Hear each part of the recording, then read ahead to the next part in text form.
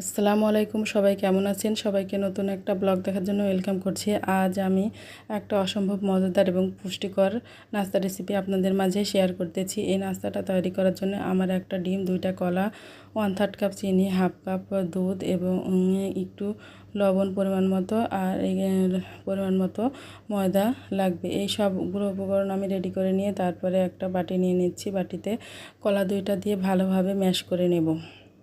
এই নাস্তাটা কিন্তু অসম্ভব মজাদার এবং পুষ্টিকর একটা নাস্তা রেসিপি। বাচ্চারা অনেক সময় ডিম, দুধ, কলা কিছু খেতে চায় না, তখন আপনারা এটা বিকালে নাস্তা হিসেবে তাদের বানিয়ে দিতে পারেন। অনেক অনেক মজা করে বাচ্চারা কিন্তু এটা খাবে। আমি আমার বাচ্চাদের মাঝে মধ্যে এটা বানিয়ে দিই।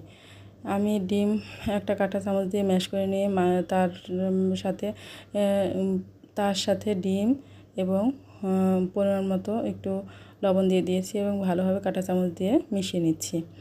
এবার চিনি দিয়ে দিয়েছি আমি দুধ দিয়ে ভালোভাবে সব কিছু একসাথে মিশিয়ে নিব এবং আমি অল্প অল্প করে চিনিটা দিয়ে দিয়েছি। লবণ লবণ দিয়ে দিয়েছি। লবণটা দিলে কী হয়, মিষ্টির ব্যালেন্সটা ঠিক থাকে। এবং সবগুলো উপকরণ ভালোভাবে মিশিয়ে নিয়ে আমি এবার হাত দিয়ে ব্যাটারটা তৈরি করে নেব। ব্যাটারটা এমন হবে যাতে খুব টাইটও না হয় বা খুব পাতলাও না হয়, এমন হবে যাতে আমি হাত দিয়ে নাস্তাটা তৈরি করতে পারি। এই যে দেখেন, আমি হাত দিয়ে ময়দা একটু একটু করে দিয়ে ভালোভাবে ব্যাটারটা তৈরি করে নিচ্ছি। আমার ব্যাটারটা একদম রেডি হয়ে গেছে। তারপরে আমি চুলায় একটা কড়াই বসিয়ে দিয়েছি। কড়াইয়ে আমি কিছুটা তেল দিয়ে দিয়েছি। তেল দেওয়ার পর হাই হিটে গরম করে নিয়ে মিডিয়াম হিটে দিয়ে আমি নাস্তাগুলো আস্তে আস্তে তার তেলে দিয়ে দেব এবং নাস্তাগুলো ভেজে নেব। এই যে আমি এবার অল্প অল্প করে নাস্তাগুলো তেলের মাঝে ছেড়ে দিচ্ছি। এই যে দেখেন, দিয়ে দিলাম। এখানে কিন্তু তেল অতিরিক্ত লাগে না, আমি অল্প তেলে এটা ভাজি, খুব অতিরিক্ত তেলে ভাজি না এই নাস্তাটা। এই যে দেখেন, মিডিয়াম আছে ভাজলে কি হয় যে নাস্তাটা সুন্দর ভিতর থেকে